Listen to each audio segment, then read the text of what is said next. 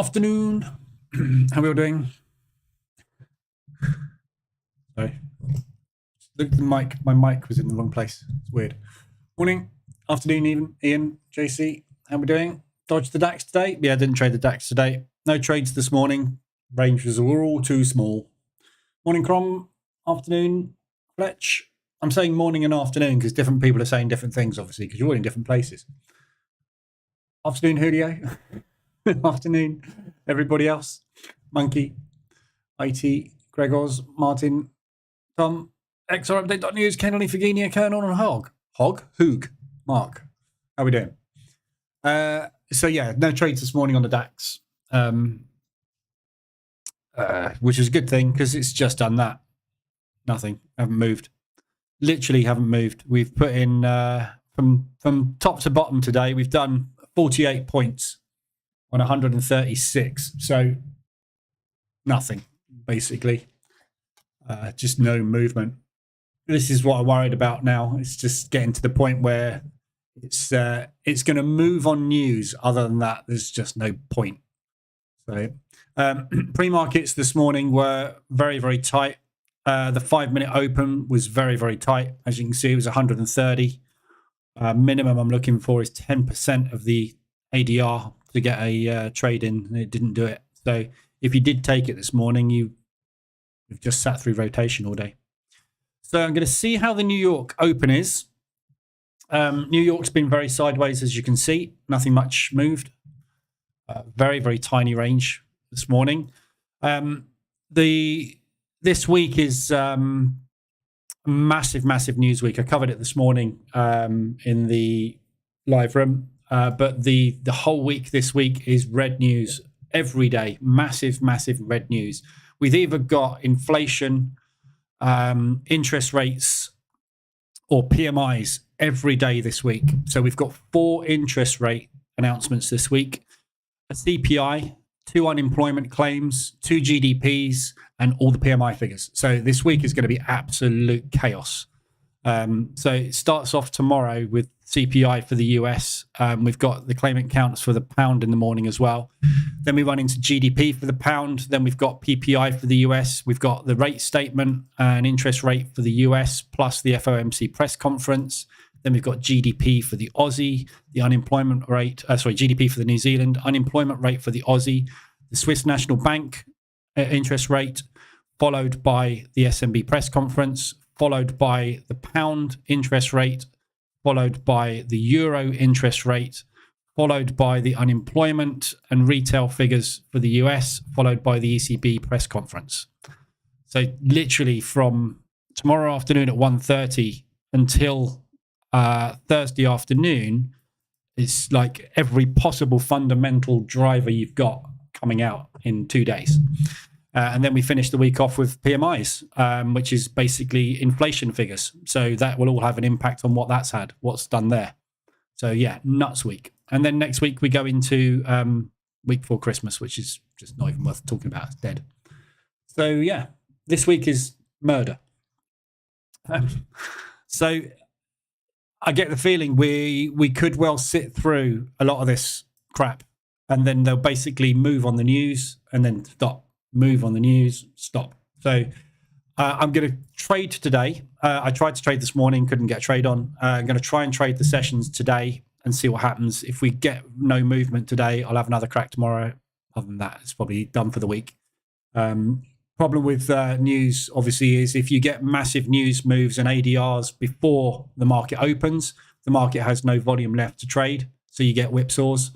Other than that, there's no point in trading, is there? So it's just a case of waiting and see what happens. But it's all about the news. Afternoon, Derek. What happened to the pound New Zealand? No, not a lot. Just pushed up and down again. New Zealand dollars just had a rally by the looks of things. Yeah, big rally going on the New Zealand dollar at the moment. Well, big-ish. Bit of. The pound's just correcting.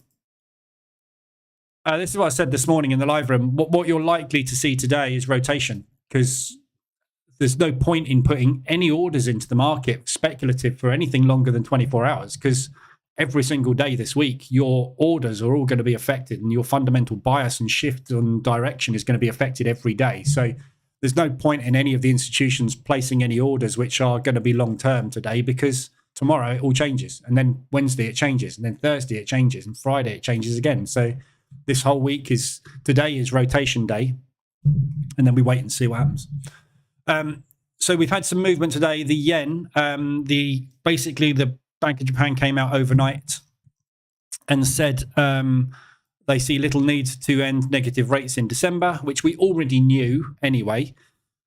They said they were going to do it early New Year, January, February. So this isn't news. This is the market again overreacting to the overreaction. So they completely overreacted to the fact that they were going to increase the interest rates. They'd already told us they were going to do that.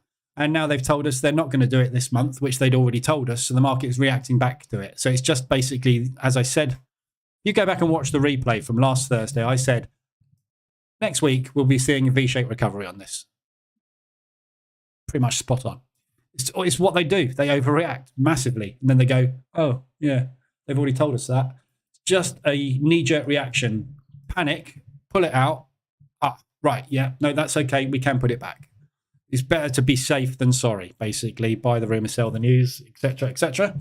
So that's all undone. So we're getting ADRs basically as they're undoing the moves.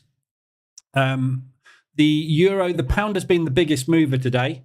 We've had a massive rally on the pound today. When I say massive, it's hit ADR. 125 ADR, pound odd, pound CAD's hit ADR, pound Swiss has hit ADR, pound yen's done 150. So big moves on the pound today, but all undoing. So again, just reaching and then undoing while we're waiting for tomorrow. So very hard to trade today. There's no RSIs. Nothing's going to go anywhere. So it's getting to the point where you just want to come back next year. It's either going to be totally erratic, lunatic moves, or it's not going to do anything. So it's very, very hard to trade this time of year, which is why I'm trying to get flat. But the Euro CAD is not letting me. I'm going to have to hold this one, but nothing I can do about that. Right, 1 minute to the open. 1 second, we're open. Okay, so pre-market ranges across the board. I'm long on the Dow.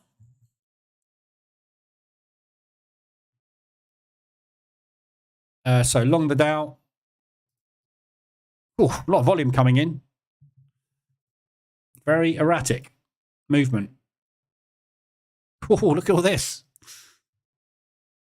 A lot of whipsaw, not necessarily any direction. We'll see what happens. So yeah, nice long move on the Dow.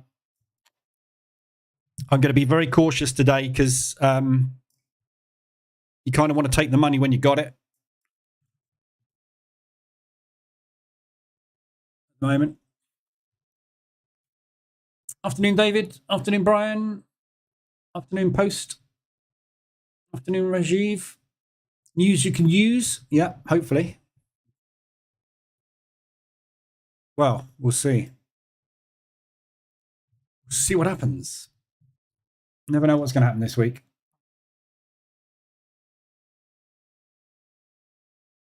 Okay, short. Ooh, delayed reaction. Short the S&P. Long on the Dow. Afternoon, day trader. I went through all the FX pairs this morning. Well, I didn't go through all the FX pairs this morning, actually. I just went through just kind of bias on the FX pairs this morning because there's very little point in looking at anything really today from a fundamental or a technical perspective because it's got nothing to do with what's going to start the moves off tomorrow. So we could end up, it doesn't matter whether, if you think the US dollar is weak at the moment or whatever, doesn't matter. It's going to change this week or it's going to be confirmed this week. So there's no real point in doing any kind of analysis. The only thing I would look at this week is any really good support resistance bounce plays. If the market moves up to a resistance before the news, you've got a good chance of getting some active players on board. And if the news comes out in your favor, getting a really big move off of it. So like things like the Aussie Swiss at the moment, when you're sitting bang in the middle of ranges like this, there's nothing you can do. You flip a coin if you want and go long or short, but there's no reason fundamentally to go long or short on this, and there's no technical reason to go long or short on this. And there's a lot of stuff that's in the same boat. So we whizzed through everything this morning and looked at it from a technical perspective, but there's nothing exciting. So I would literally be heading for propulsion gaps. Anything you see that's got multiple propulsion gaps to the upside, you know you've had a big push down, you're likely to get a propulsion move back up again. If the news this week falls in line with that, it's going to happen, isn't it, this week? So this is the week you're going to get those big moves. And the market's also going to want to try and balance its books this week because it's not going to want to be there next week. A lot of the bankers take 2-3 weeks off over Christmas. So they're going to want to get the books as flat as they can this week. So they're going to use this news to move the market quite substantially, probably. So, you know, you're flipping a coin on everything this week. Very difficult to decide on anything at the moment. Long on the NASDAQ. So short on the S&P, long on the NASDAQ, long on the Dow. So going to get hedged on one of those two, potentially. NASDAQ's going for a run.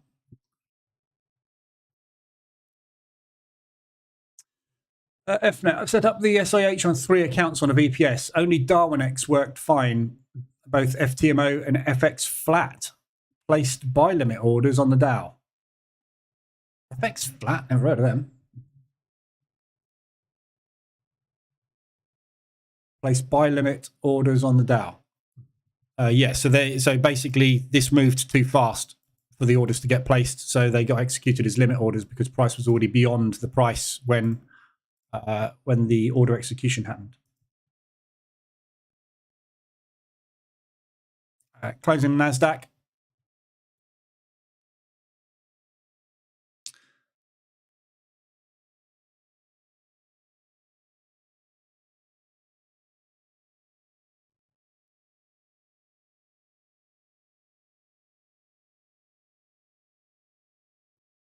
Okay, so out the NASDAQ. Nice big push up to 2R there. So taking that one off. See if we can get a runner on it.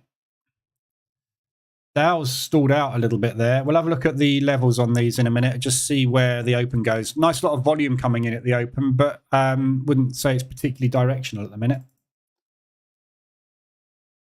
Okay, flat on the NASDAQ. So I'm out and flat on the NAS. Ooh. This could be nice, actually. So if this NASDAQ is just a fake move to the upside and they reverse it and push back down again, the S&P is going to go short. Oh, I'm hedged. Gutted. I didn't see that. Literally.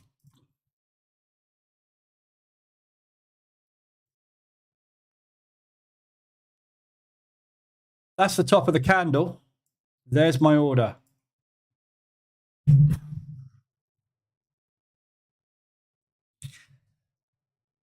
I'm finishing tomorrow. This is it. I'm done. Shenanigans going on. Spread widening now. Look, didn't even get there. These are the games you get played over these. Light liquidity weeks are just like horrible. Have a feeling the NASDAQ is going to be a royal flush today. Oh, I'm already out. Can this be changed to market?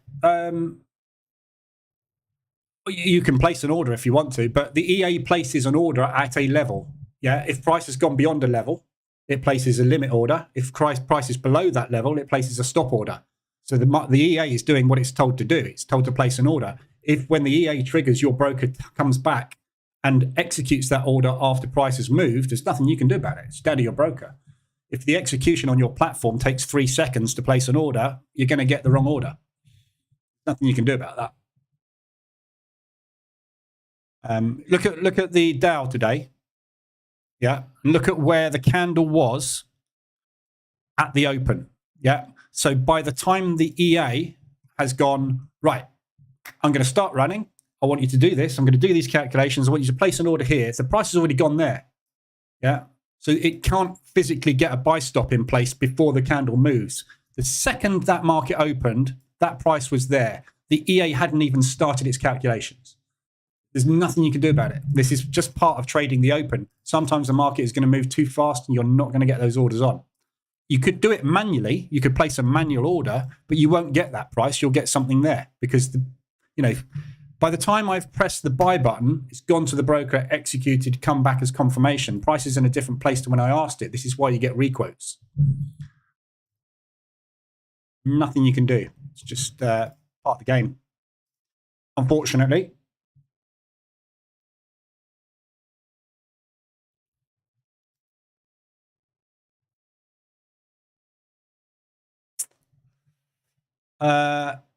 Nice big whippy moves today.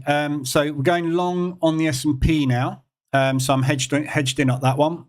Long on the Dow still. So let's have a quick look at where we're going levels wise on these. So Dow, we're at highs, aren't we?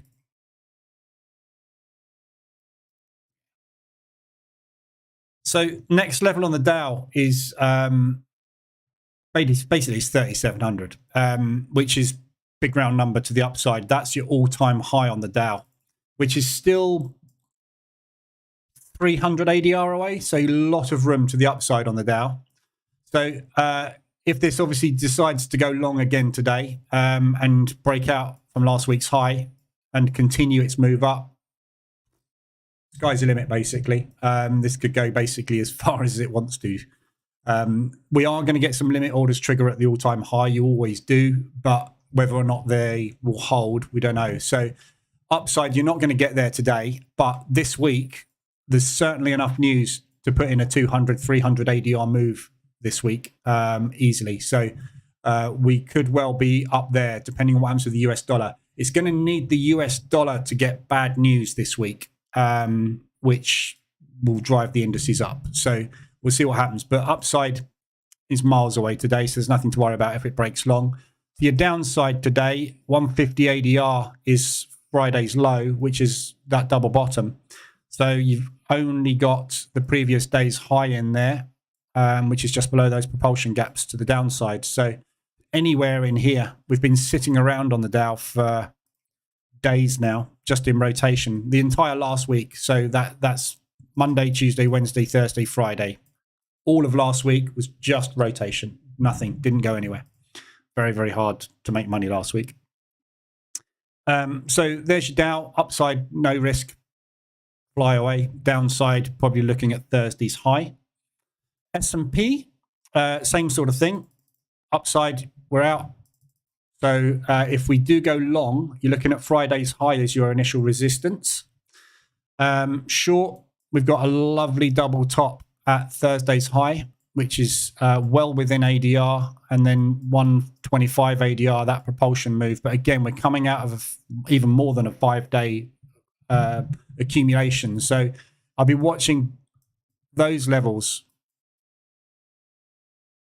anywhere in there basically for buyers. So the propulsion gap basically to the downside is probably your best buy point today. If it pushes to the downside, if it gets to the highs and then breaks out, obviously that's off and running. NASDAQ, we've got the previous month's high, November high, which is coming up. That's well within ADR, so that's your potential upside risk there.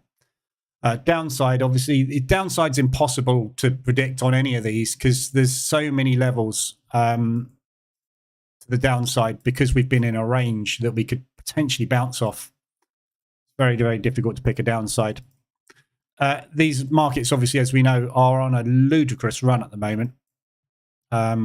Just not stopping and doesn't look like it wants to stop. The DAX is, just unbelievably parabolic. Not seen it like this before. Just crazy. There's something afoot somewhere. As Inspector Holmes would say.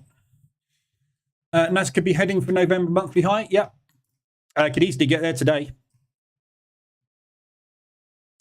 There's your monthly high. It's only 3R. Easy to hit that today. We will find resistance there, but whether or not it holds, the force of this market at the moment, when the rallies that we've had, there's just nothing can stop it at the moment. It doesn't matter how many limit orders you trigger there. There's going to be potentially a lot more buyers coming through. So it's whether or not it breaks that level. That was a big, strong move that got us up into that high, that previous high. Can't see it on this chart.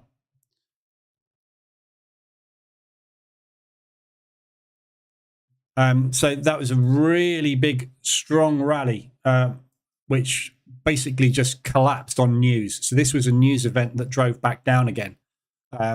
So that isn't necessarily where the market wanted to get out. They were forced out by news. So there's a very good chance it will break through that level because it was already on its way there. We just got the brakes put on, basically. So we'll see. See if we get there, though. Plenty of room to go yet. Doesn't seem to be wanting to go particularly long, does it, at the moment?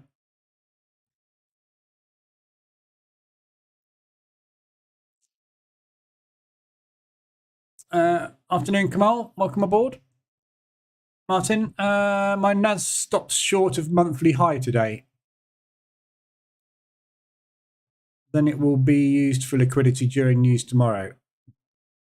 Oh, if NAS stops short. I mean, it's so close to, I mean, you could even say that this has hit the monthly high.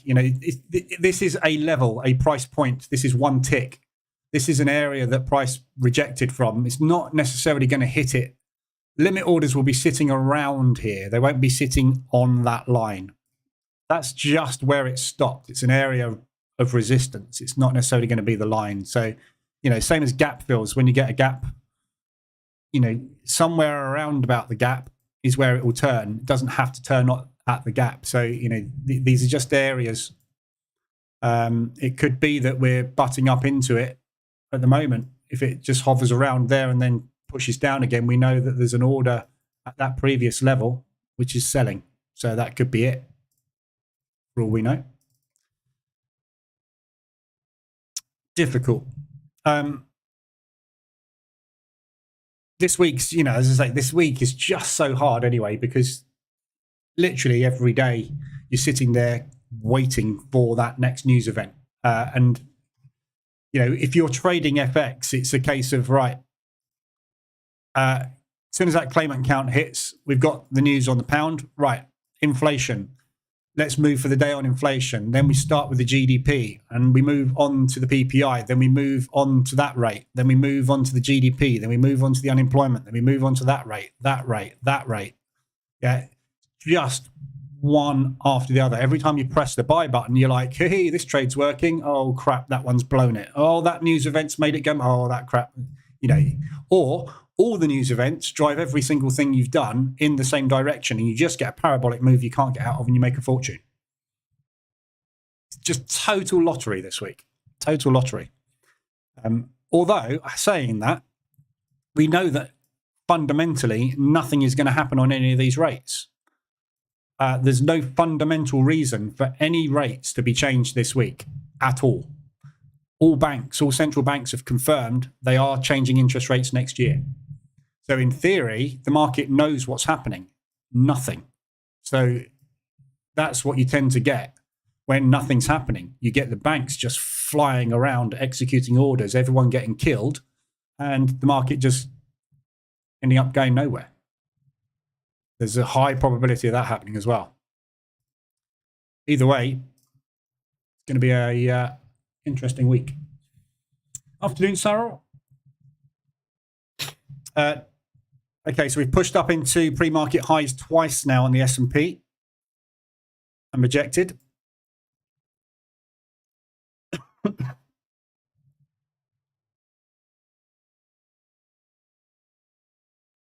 And that is also last week's high. Friday's high was the high of the week. So we are, and I said this, I feel like a broken record at the moment. If we are reaching the peak of this rally, it's a hell of a drop. if it's all bullish news on the US this week, we'll be down here by Friday. Mark my words. Half of that will be gone. Let's see. Right, let's have a quick look at FX. There's not a lot to look at on FX, to be honest.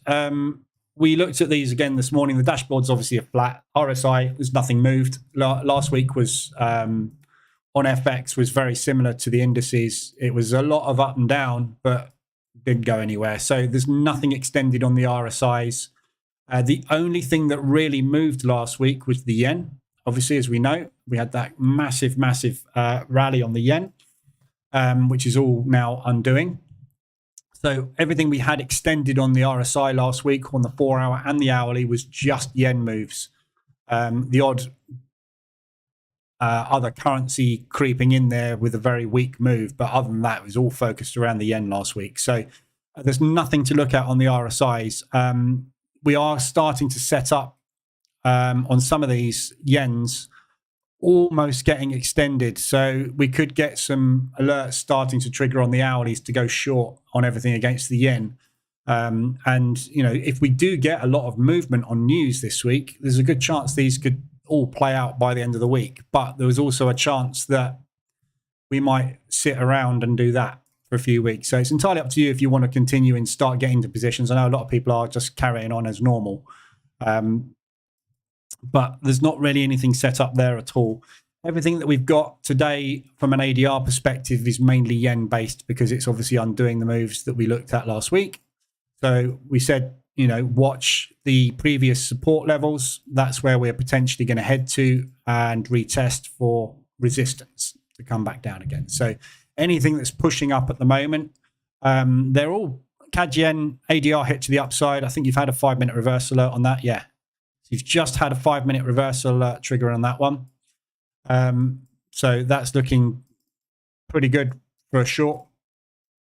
Swiss yen, you've just had the alert on that, just triggered as well. So there's nice M pattern reversal and it retested as well. So that's coming down. But obviously this move on the yen this morning is a knee-jerk reaction to the banks hearing that the Japanese aren't going to increase interest rates next week, which they told us they weren't going to do. Again, pointless move. It's just the banks going, oh, they already know that. Stupid, obviously. Euro yen. So big move on the euro yen to the upside. Again, we've just had a reversal alert on that one. Nice M pattern reversal and a retest. That's dropping down very, very nicely. Euro pound, that's been on the pound move. So the pound's been on a big rally today. You've just hit ADR on that one. You would have had a reversal alert trigger on that candle there, but it's just invalidated that. So next reversal alert is going to go in at the same place, basically. So that's a good looking potential long. However, we've got rates coming out on Thursday for both of these guys. So likelihood is we'll sit there for 3 days, including today, and wait until Thursday before anything does anything. Pound odd, another RSI extension, ADR extension to the upside. 125 ADR, there's your reversal alert, there's your M pattern. Drop.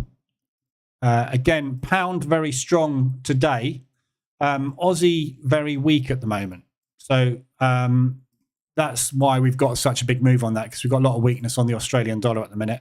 There's no reason either of these should go particularly strong in one direction or the other, as you can see. Totally range bound at the moment. We're bang in the middle of the range. Nice symmetrical triangle formation. This is contracting nicely at the moment. Look. Yeah, so when that breaks, it's probably going to break quite aggressively, but you're not going to get much further than support resistance. So it's just very hard to get into this. You know, you can go short at ADR and it could push up to there, and then you can scale out on that. It might just come straight down and retest these lows. You know, nothing. Aussie, we've got news tomorrow. Sorry, Bullock, it's tonight. And then we've got Aussie news coming out on Thursday morning with the unemployment rate as well. And we've got obviously the pound GDP before that. And then on that Thursday as well, we've got the pound rate. So, you know, This is what the market does before a news event, because it doesn't know whether it should be long or short, because it doesn't know whether the interest rate is going up or down or when. So we're waiting. Thursday is when we're going to find out. One sec.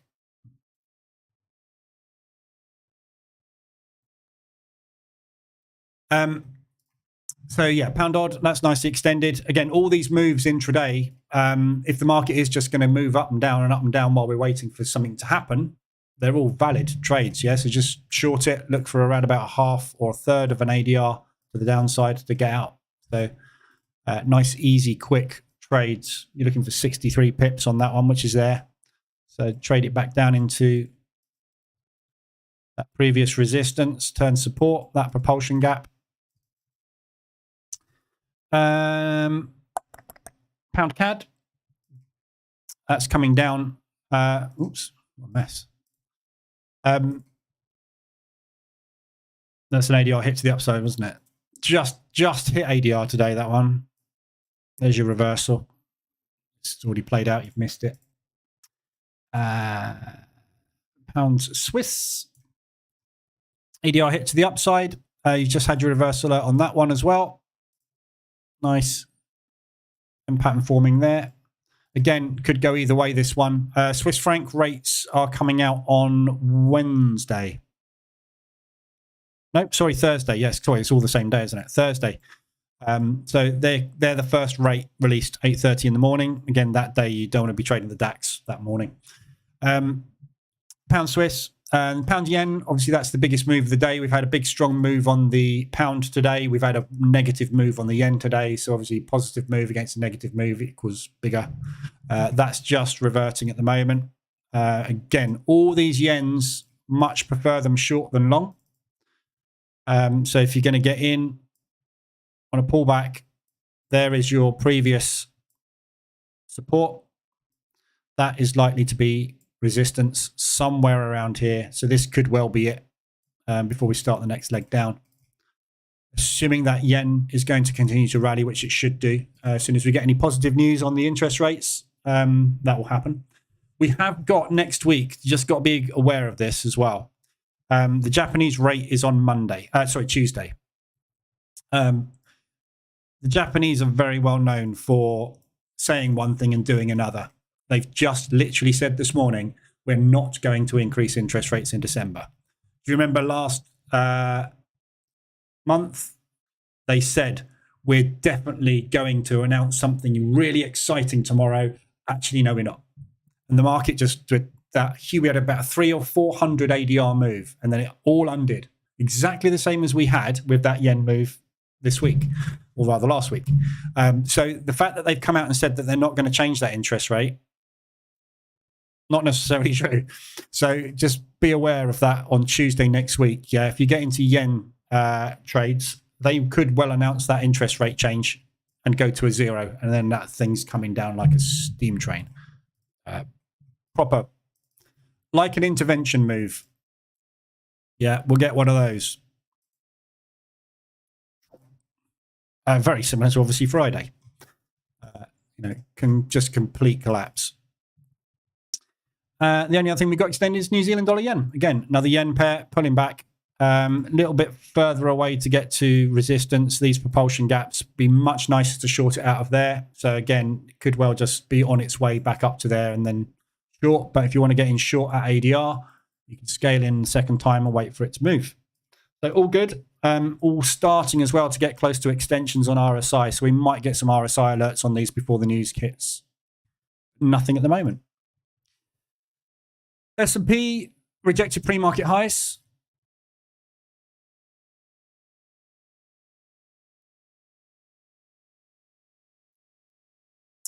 Dow back inside the opening range. No movement on that one. So NASDAQ's the only thing banked at the minute.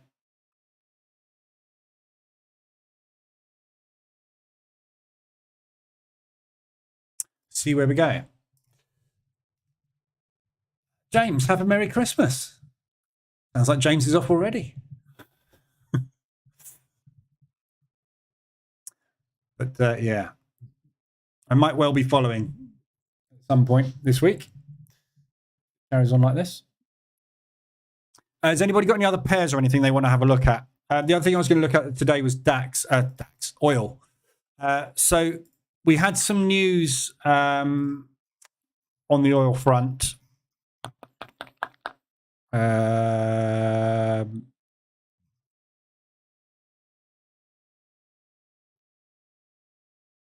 we go. Basically OPEC will succeed in rebalancing the market in Q1. OPEC will need to maintain cuts next year to balance the market. OPEC can maintain prices supported at 70 to 80 a barrel. So this area that I said about this morning, if you were here, $67 basically, or 67.5 roughly. That is the level basically that we hit multiple times. We hit this 6 or 7 times and bounced from it so far this year, going back from February all the way back through into the summer. Then we started that rally up to $95 a barrel, which was the target set. So I can't see that it's going to really get lower than that level. So from here, we should be looking at potentially a rise on oil going into January and moving into February. But this $70 a barrel to $80 a barrel, which is kind of that whole area there, that's what they're saying is sustainable now with the current input output. So we shouldn't really be looking to short oil at all. It should be basically buy pullbacks, buy all pullbacks. Every time it drops, buy it, because even if it just goes into a range and stabilizes between 70 to 80, if you just buy the range lows all the time, you'll be fine. So I want to see if it comes and tests these levels for Christmas. And obviously, we've got oil inventories on Wednesday, and we've got all this news. So bear in mind, oil is priced in dollars. Everything the US dollar does affects the oil price as well. So there is potential this week for oil to come down and test this previous low at 67.30 roughly it is. So somewhere around there, 175 ADR below where we are now would be an absolutely beautiful buy spot if you're looking for something to get into and hold for a week or so. That's a good little play. That's going to help the Canadian dollar stabilize as well. Unfortunately for me, because I'm long on the Euro CAD, I want the Canadian dollar to drop. But we've got news all week. So as long as I can get a 200 ADR move out of this or a 150 ADR move out of this at some point this week, I'm done. But got to rely on the our friends in the news to do it for me. Pushed up again on the S&P. We've just broken out the pre-market highs. Trying to. So we're just breaking out the pre-market highs directly into last week's high and Friday's high. We break that level, we're off on another rally today by the looks of things. ADR. Another long. So that would be beautiful if the market can break long today, because I'm out. There you go. There's your monthly high gone on the NASDAQ. We tapped monthly high, rejected it. We are there now. So watch this for a big sell candle. If that comes in, we know there's serious players at this level. If not, there we go. Some sellers coming in now. Look. If not, that would be a lovely break. So if that can break long, that will take the S&P. If the S&P can go long, that will take the Dow. If I can hit target on that one, those two will pay for the hedge. And it'll be a profitable morning. Fingers crossed for a break. If your 2472 EMA says trend on the daily is up, will you take shorts off, say, an hour or 15 minutes MRI trigger? Market reversal trigger? Up to you if you want to trade with a trend. I don't trade with the trend. I mean revert. And mean reversion trading works in all market conditions, which is why I do it. So if you want to stay in line with the trend, though, it's entirely up to you. The chances of you getting a pullback look on a trend is the same as anything else. Yeah. So this isn't really trending, but it's been trending since the 25th of September, and the trend ended on the 16th of November. So that was 6 weeks trending. I'm shorting it against the trend. Yeah. Don't forget, in a trend, what does it do in a trend? Pullback. So if something's going to trend, it's still going to mean revert. But if you only want to take longs in line with the trend, you would have got in there as a long, as I have, and you are still in it, in drawdown. You see what I mean? It doesn't make any difference. Everybody says the trend is your friend. It is until it isn't. Everything in trading is good until it isn't. And this is why every strategy you ever try will be good until it isn't, because there isn't anything that is sustainable long term, because nothing stays doing the same thing forever. Things have high volatility, and you go, "Oh, look, we can play this high volatile instrument," and then it goes like that, and you're like, "Why is my strategy not working?" Well, because the market conditions have changed. So what do I do now? Well, you trade with much smaller targets and much higher risk, so you can get the same amount of money out of it. And then all of a sudden it goes back like that, and all of a sudden you take whacking great losses. It's like, why is that strategy I've just adjusted not working now? Because it's changed. If you're a trend trader and you get into a trend, you go, "Oh, we're in a trend," and then it does that, and you go, "Why is the trend trading not working?" Because you missed the trend. And then it does that, and you go, "Oh, we're in a range. I'll short it there." And it does that, and you go, "Why is my range strategy not working?" Well, because it's gone back into a trend. So what do I do? I don't know. This is why you position trade, because it doesn't matter what the market does. The market will always go up and down. Your job is to change your price until it goes where you want it to be. So you can do whatever you like. But how you get into the market, I keep saying, how you get into the market is irrelevant. It's how you manage the position that you're in after you're in it that makes you money. So if you want to trade only longs, let's look at the trend here. Look. Yeah. So if you only wanted to, when we are above the 2472 MAs, go long, you would have got in there. Or would you? Because we were down below the 72. Would you have gone long there? See what I mean? I don't know. At that point there, this was not a trend. It was moving up on a pullback. So it was possibly a bounce, but it was possibly a pullback on a down leg. What was it?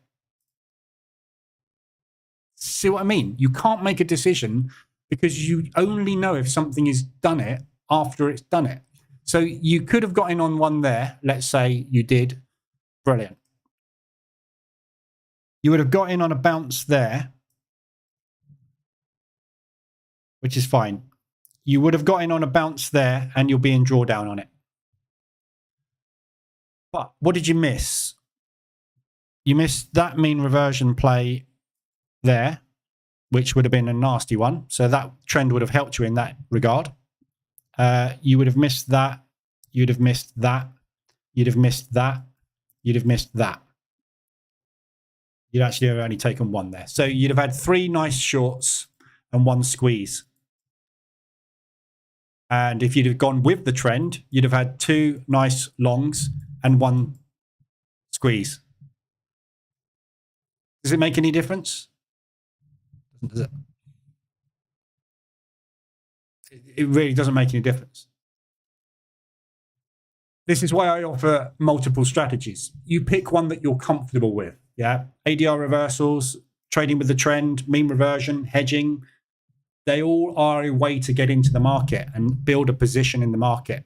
Whether or not that is correct because the market is going to or not going to trend, you will find out a few weeks after you get in. But you're not going to know. If you look at the euro US dollar as a good example, look.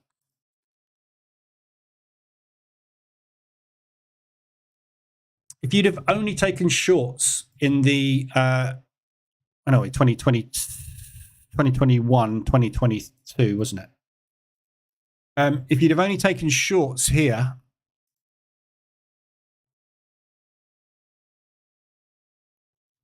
one sec.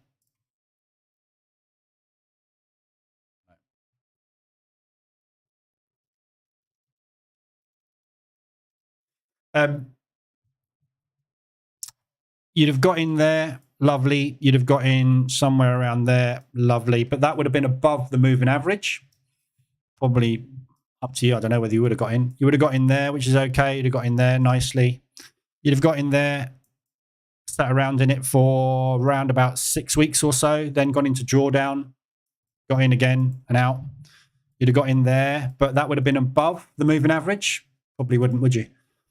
You would have waited, missed all of that because it was above the moving average, whereas I would have got into it because I don't care. You'd have got in there. So I mean, even in the biggest, strongest trend in the world, you missed that. You missed that. You missed that. You missed that. You missed all the mean reversion opportunities because you decided, nope, it's only going short. It's not. It's going long and short all the way down. But personal preference. I don't care. Some people do. Some people only trade with a trend, and that's absolutely fine. You will miss opportunities I will get, and I will miss opportunities or get into bad trades that you will go, haha, see? And then the next time you get in right at the end of a trend, I'll go, haha, see? We're all going to be right sometimes. We're all going to be wrong sometimes. No one knows which one it's going to be because we don't know which way that's going. Hopefully that helps. Probably not. Very happy with the MRI. MRI, it's not a scanner. Been aiming at 2% a week after 23 weeks, this being week 24, I've turned 50k account into 82k. Very well done. Good job. Current drawdown is 5k. Good job. Brian, your drawings remind me of the meme with all the indies on it. Yeah, I like that. Somebody sent me, I'm not going to, I won't embarrass them, but somebody sent me a, can you automate this strategy email? I can't find out who it was. But I will show you what they asked me to automate for them.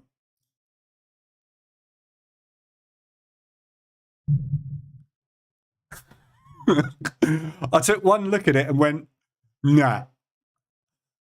Sorry. I can't remember who it was, but no, I can't automate that.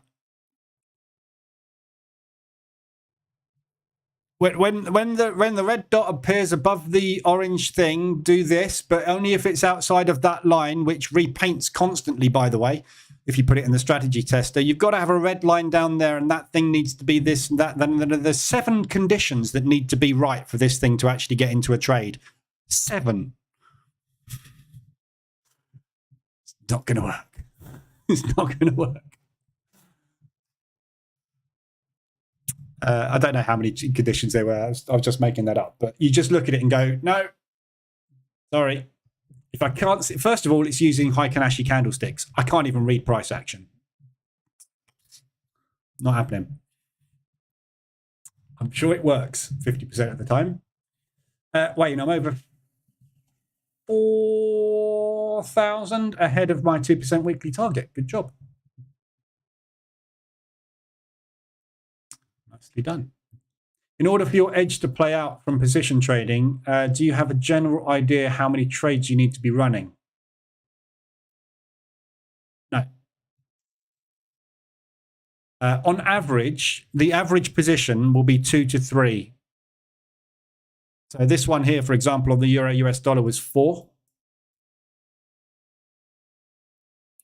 But on average, it's 2 to 3 positions. So it's very rare. Well, it's not very rare. I mean, but it's much less likely that you will get straight in and out on an H1 RSI extension. Yeah. So straight in and out next day is less common than having to take 2 to 3 positions, because you're waiting for that movement and you don't know how far that needs to go before the pullback happens. So typically it's 2 to 3 positions. That's the norm. Anything over 4 positions, 3 or 4 positions, is this isn't working. Need to keep an eye on it. When we start getting up to 6 or 7, we're being squeezed. But you never know.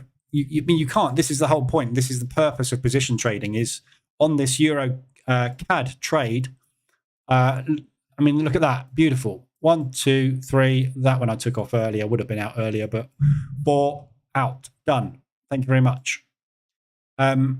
This one that I'm in long with 4 at the moment. Yeah. We're looking for a pullback on that leg. Might not happen. It might push down into there, or there, in which case I'm going to need a couple more. I've no idea. This is the whole purpose. My price at the moment is there. When I started this trade, my price was there. I then moved the price to there. I then moved the price to there. I've now moved the price to here. So I started going long here. I've moved my price down to here because the price has moved down. So I'm moving down with it. If it goes down further, I'll move the price down, and I'll keep moving the price down until the price goes up. That's position trading. I have no idea whether it's going up or down. This week, it's going to go up and down a lot. And all I need is it to go up by 1.5 ADR at some point in the next 4 days, and I'm done. But I haven't got a clue. It could go down 1.5 ADR. If it does, then I'll just move my price down a bit more. That's literally it, isn't it? Which is why, you know, going long, because the 2472 is showing it's an uptrend, means nothing. It was an uptrend when I got in. It's not anymore. Or is it? I don't know. You know, this is the whole premise of it. No idea. It looks good for a support bounce where we are now. Look. It's triple bottom. If this holds, we know that everybody that bought that move has tried to buy that move again. And if they buy it again, we break that high and then we start to push up. That's a W pattern reversal. Market structure will push back up into there. Then we'll see if the guys that started this sell move have got enough legs to drive it back down again. It's either going to do that or it's going to do that. But as long as it does a leg on its way up or down, I don't care. It can go wherever the hell it likes. I couldn't care if the euro is at 1.9 in the next 6 months or whether it's sitting back down at parity. It doesn't make any difference to me. Just as long as it goes up and down. Brian, speechless. Just send Agimat and call it a day. That's pretty much it. It was pretty much Agimat. It reminded me, as soon as I saw it, the first thing that sprung to my mind was Agimat. Oh, hang on. The H1 TMI band's price is penetrated down band. TMI band's price penetrated down band. We've penetrated the down band, everybody. What do we do?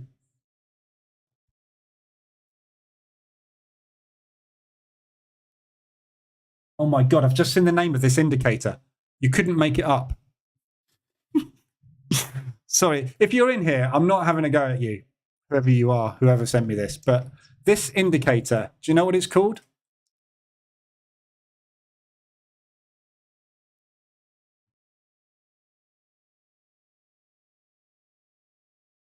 Oh, they haven't named it. Oh, yes, there it is. It's called the Joker filter. This is the Joker filter. It's filtering out jokes.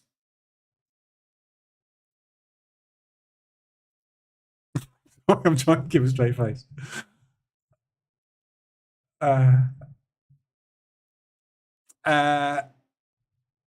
mean, separate trades or currency pairs. In order for your edge to play out from position trading, do you have a general idea how many trades you need to be running? Clearly, one at a time is 50-50. How many positions? Oh, as many. Doesn't matter. There's two ways of doing it. First way is how is it's taught in the bootcamp, which is to keep on top of your exposure and make sure you're exposed only twice on one currency.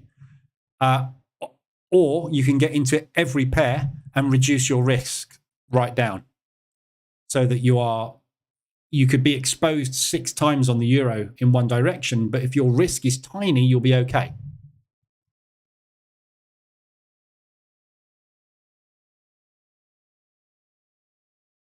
We've just hit the weekly high on the S&P. So that's Friday's high. We've just tapped into, limit orders as triggered. So we'll see if we've got enough buyers on board at the moment.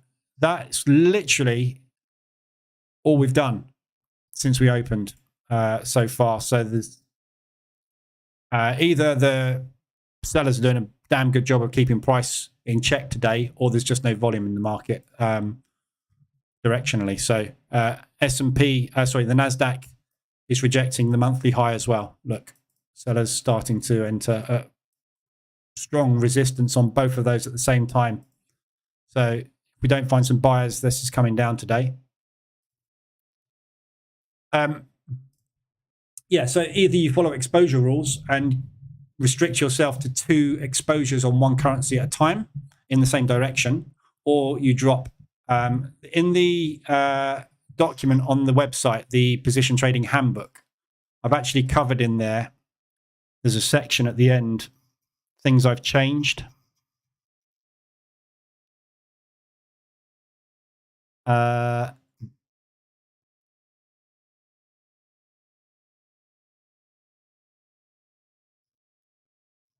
Yeah, since the bootcamp was recorded. So there's just bits and pieces that I've changed since the bootcamp, and one of them is basically reducing risk down. So instead of just trading as I always used to, I would never have more than sort of 6, maybe 8 positions open at once, individual pairs, to keep exposure in check. But I would use 0.25% risk per entry. So what I'm doing now is using 0.1% risk per entry, but I'm trading all 28 FX pairs. So I can get exposed onto each currency 6 to 7 times instead of twice.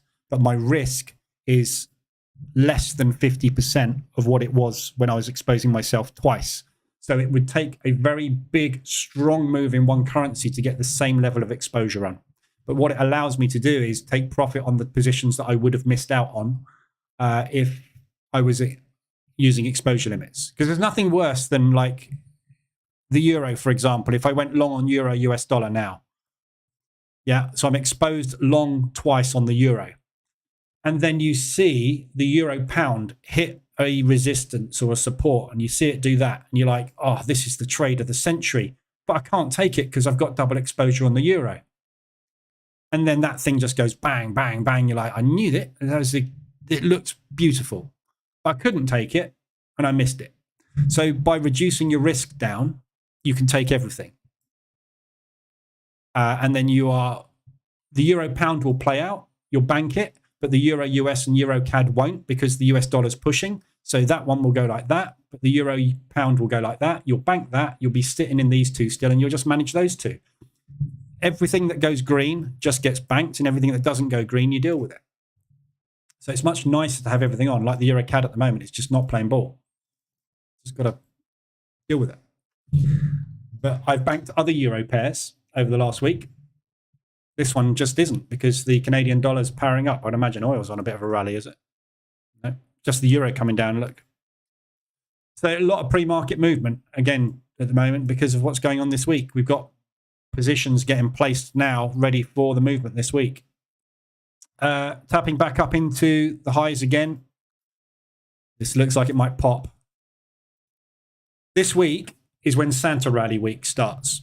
Typically, historically, when we get them, this week is when we get that rally starting, and it's a big, strong buy rally in the stock indexes. So today's the first day of what could be a massive push. So we'll see if we're going to get it this year. Didn't get it last year. Lippy, so you keep closing your positions in a loss to lower your break-even price? No. No, I keep adding positions in to reduce it. Go and watch the Bootcamp. If you haven't watched the Bootcamp, it's all covered in there, how I trade. Let's all go to the bunker. What bunker? The bunker where we get... we have to take cover from all the news this week.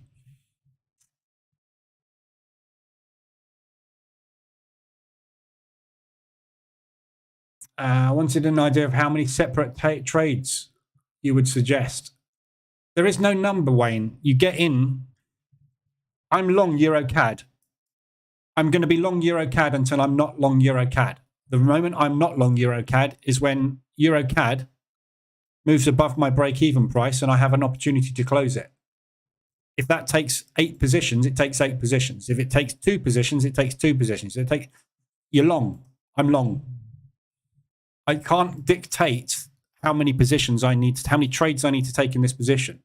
The market dictates how many trades I take. My trades are spaced out a minimum of 3/4 of an ADR and a push against me. That's it. I'm in. There's no recommended number. You're in as many times as you're in. And if you get uncomfortable and you don't like it anymore, you get out. Close some. There's no number.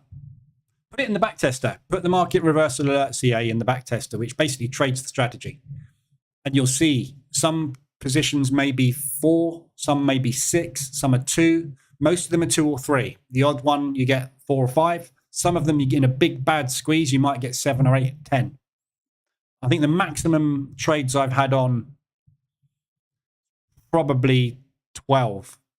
But they will have been scaled out of. So it won't be 12 full positions. I'll have done drawdown control along the way. But if something is going to push, look at the Euro US dollar.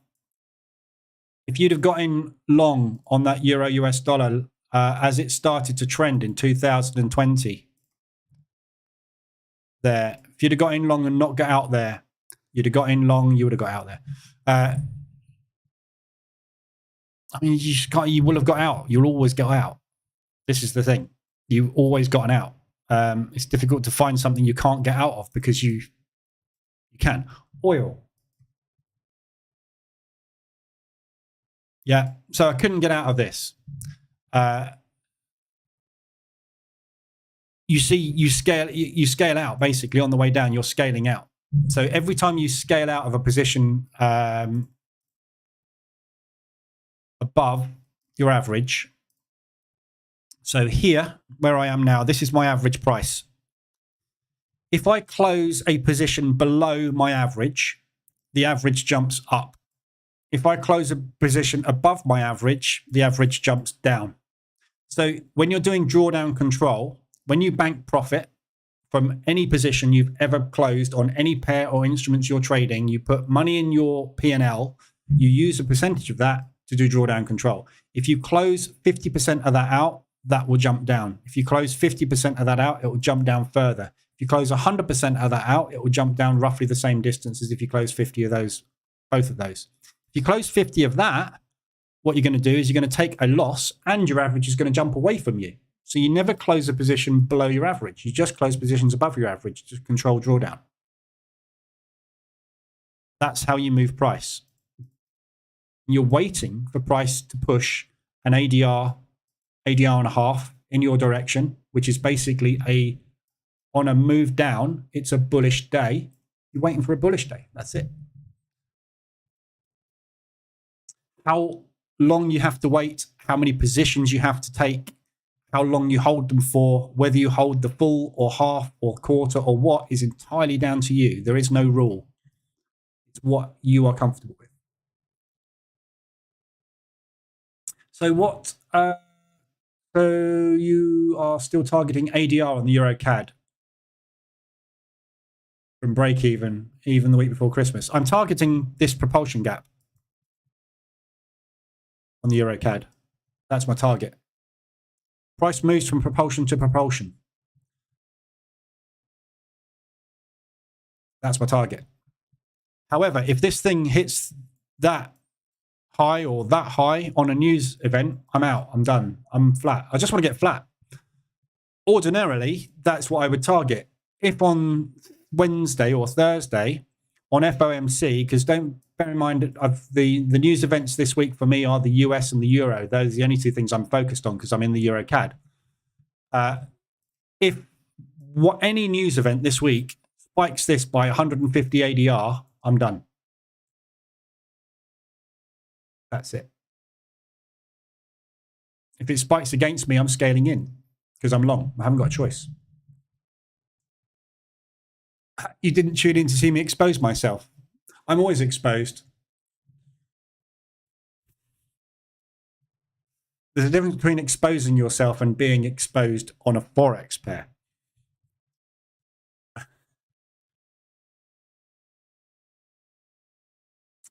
What's the link to the bootcamp? It's on the website. So position trading handbook at the top there.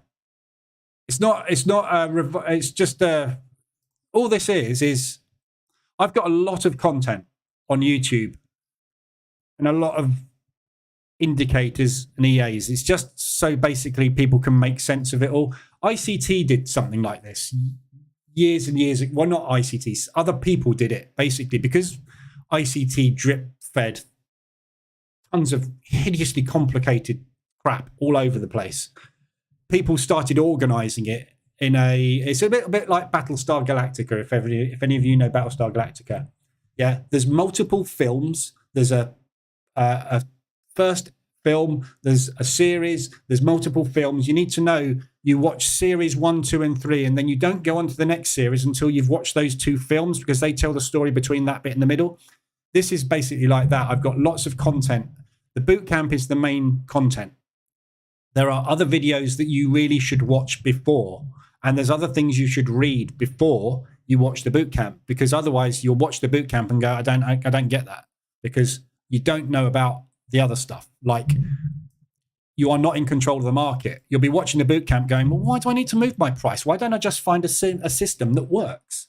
Because there isn't one. And until you watch that video, you won't know that there isn't a system that doesn't work. And then you watch that video and go, yeah, that makes sense.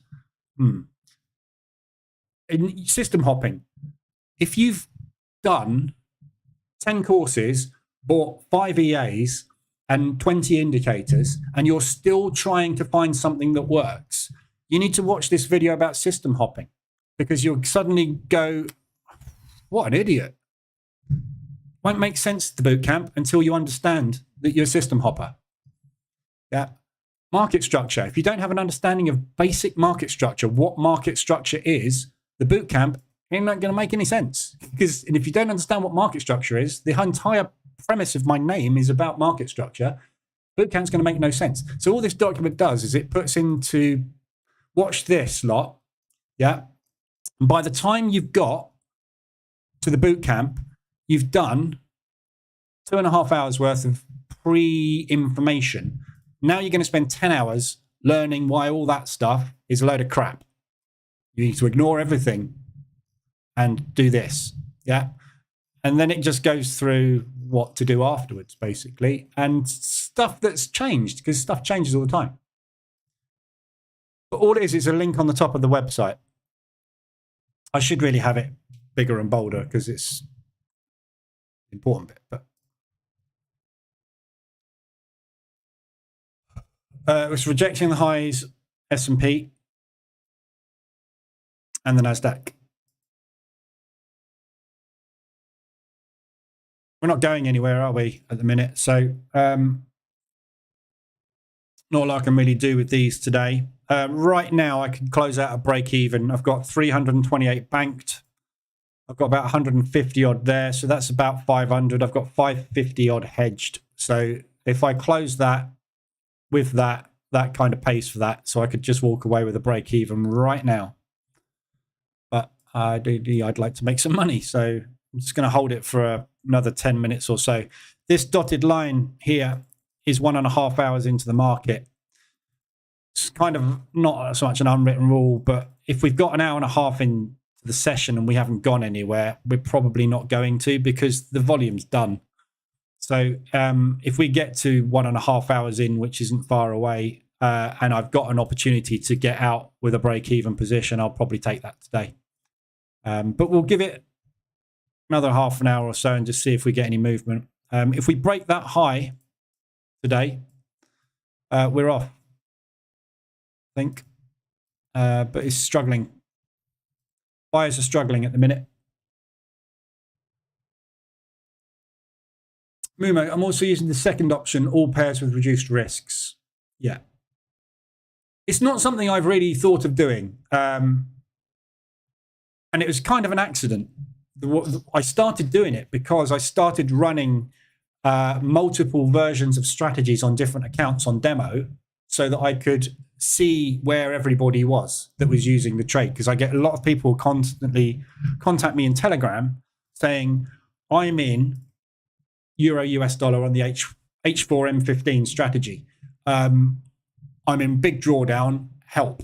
And I look at it and I haven't got a clue why they're in it. So having an account running with every pair on it, so that it's taking every trade, I can instantly see this should be how you've got in. If you haven't, there's something wrong with your entry criteria. Yeah. Or, yeah, I can see this one's in crap. This is how we can deal with it.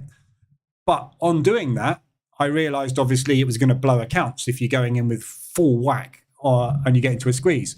So I reduced the risk down. What I actually realized is it was making more money because it was banking moves that I was missing. So that's why I started reducing my risk down to get into everything. And it's actually, I think, a better way of doing it. But not massively different. You know, you're talking some months you might make 2 or 3% more. Other months you might lose 2 or 3% more. It's not a big difference, but it's nicer to get into more positions and bank them. All those little one-hit wonders I've been getting over the last few months, they're all because I'm taking more exposure, which is good. Pushing up again into the highs.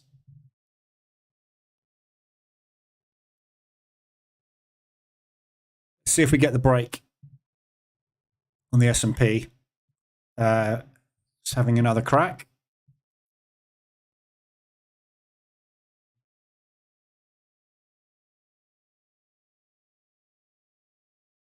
So there's no upside target on the S&P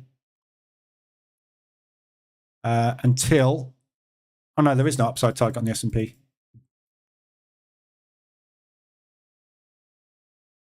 Yeah, this is all-time high.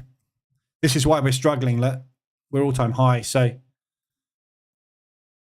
the next stop on this is absolutely miles away. So it's not all-time high, sorry. It's high of the year.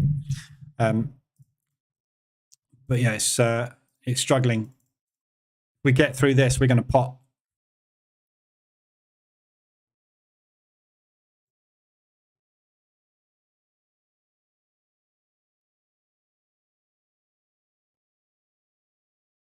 The spread fixed, just the lower price moving up and down. They're not letting it through. They are not wanting to go long. This will probably just go bang. We should listen to this, shouldn't we, really, on tick strike? This will make a hell of a noise if it gets through that level.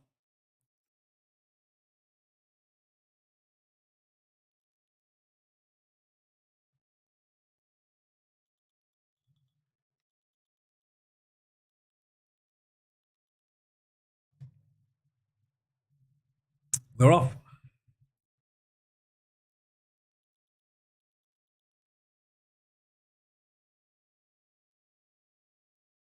Wait for it. Come.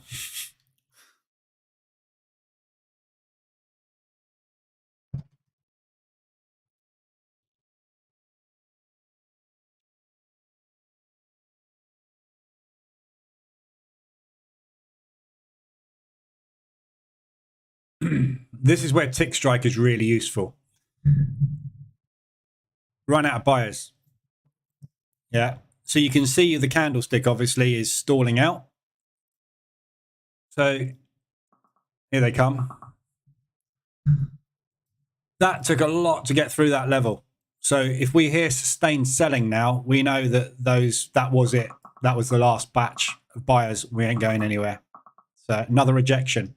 So just watch the candlestick formations at this price point. If we just keep getting these wicks forming, we know there's an iceberg sitting there. And if you hear constant ticking, ticking, ticking, ticking, ticking, and we are not getting anywhere, you know that is just absorption, and there's only one way that's going to go at the end. So we'll see if we can get another run at that level. But it seems like the sellers are in control. I had an out there.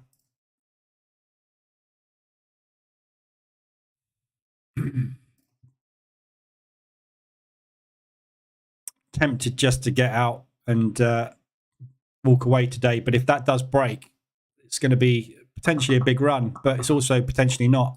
I'm going to call it, I think.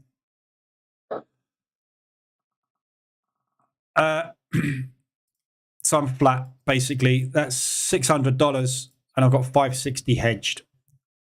So I'm break even on the day. No trade on the DAX. This is just painful at the moment. It's just not able to get anywhere. Look, so that's the price action we've had since the open in pretty much an hour and a half. We're butting into that high. One of two things is going to happen. That high is not going to hold and it's going to fly, or it's going to hold and it's just going to collapse. So it's a 50-50 shot. I'd rather not be on it, to be honest, because the alternative is me taking a $500 loss or getting one break even and one maybe $1,000. So it's coming out of it with $500 up on the day or $1,000 hedge. It's just not worth the risk to me. But nothing but sellers coming in now.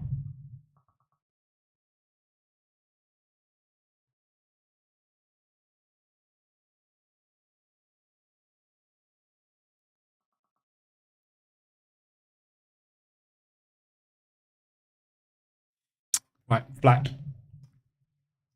So I've got a hedge running. Obviously, I'm not flat because I've got this hedge running. So I'll leave this in play for the next hour or so and just watch where price goes. If I see a decent exit opportunity, I'll take it. But to the upside, there isn't one. So you basically, like, finger in the air. I've no idea where it's going. Or to the downside, I mean, it's a multitude of places this thing could stop today. You've got your pre-market low. That's the most logical area, which is only 2.5 R. But if it is going to do a collapsing move, I don't really want to be out at 2.5 R. So it's just a very difficult one to get out of today. So better to take a break even and wait for tomorrow. See if we get a clean break tomorrow. But I'm not hearing masses of volume on either side at the moment. I was expecting a big, noisy move there. We didn't get it, which basically means that whole lot just got absorbed and rejecting, isn't it?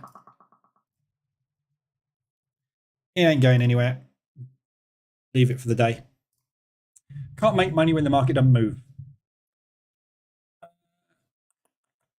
Just run 0.25 on all positions and buy Propicia for the 30% drawdown days. I have no idea what that means. My childhood just flashed in front of me. Brian, sorry about that. NASDAQ, retest or a pop? That's the question. That is the question. I mean, they certainly wanted to test it, didn't they? I can't see it going. I just can't see it going. Not this week. It's just not today. Not with all this lot coming up. You'd be mental if you're an institution and went, I know, let's buy a load of stocks today ahead of possibly those stocks being 20% cheaper on Wednesday. Mental. Or maybe even tomorrow. Yeah. If the US dollar comes down tomorrow and then FOMC, the US dollar comes down, every stock you've just bought, you should have bought later in the week at a better price. It's just not going to do it. They're not going to make any big moves ahead of all this news. It's just not going to happen. Support resistance is more likely to hold, but I don't trust this market at the moment. You know, there's nothing, you can't trust something that's done that. It's just, you know, it can do anything.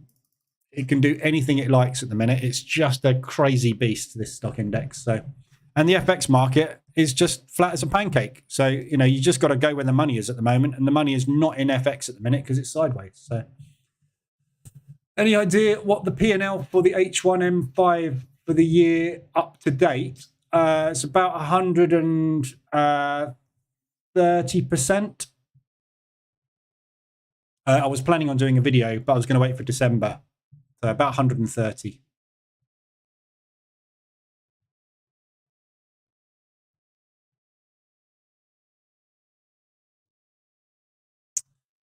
Seems to me like the big guys are just window dressing to get huge bonuses. Yeah. Well, this is the week to do it because next week is going to be very, very quiet. So and then it's Christmas. So what you tend to find is they will try and get the books balanced this week. They're not going to do it without volume and liquidity in the market. And this is volume and liquidity. So this is when it's all going to happen. It's all going to be about the news. It's going to be spiky as hell. They'll be getting books balanced. The ADR dashboard will be lit up like a Christmas tree all week, I'm pretty sure. You can't trade it. It's just you can trade it, obviously. You can make a lot of money in it, but you can also make a lot of loss. Problem is you'll never hold it. When you get that massive spike, so if you get in like short on something like this pound yen, yeah? Look at it on the hourly time frame.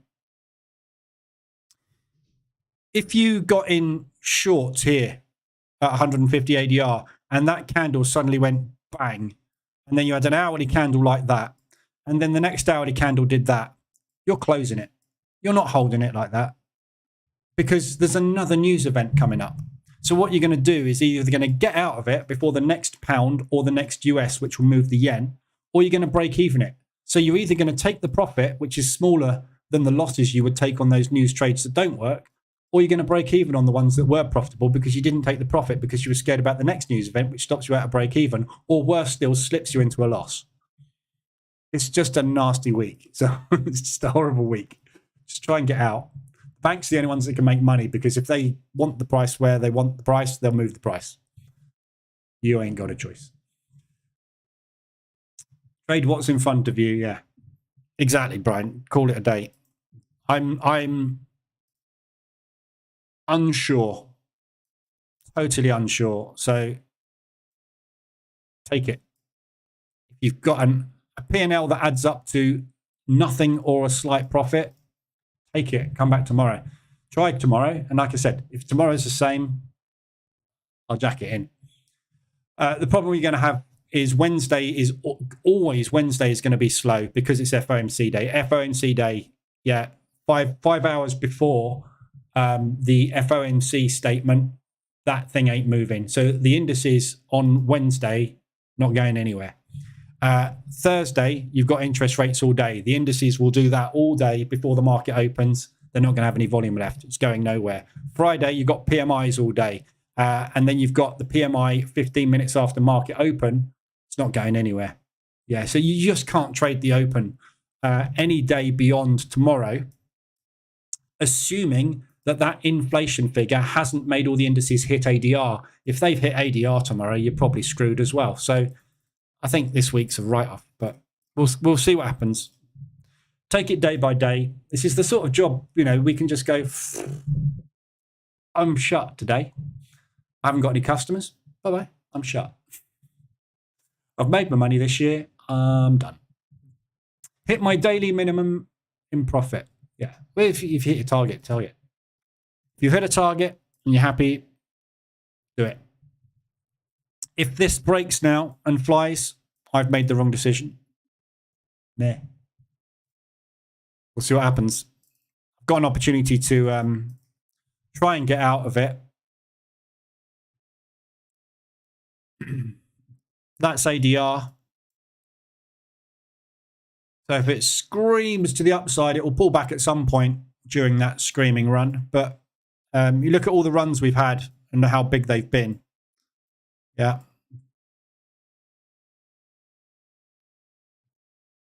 Yeah. Look at what's happened after every single one of those runs. Just got to wait and see if it actually does a run. And then look for price action. There we go. We're off.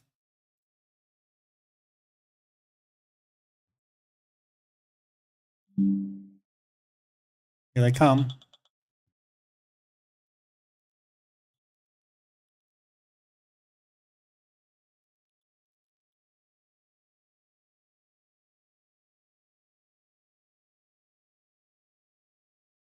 Again, there's no sustained buying, is there?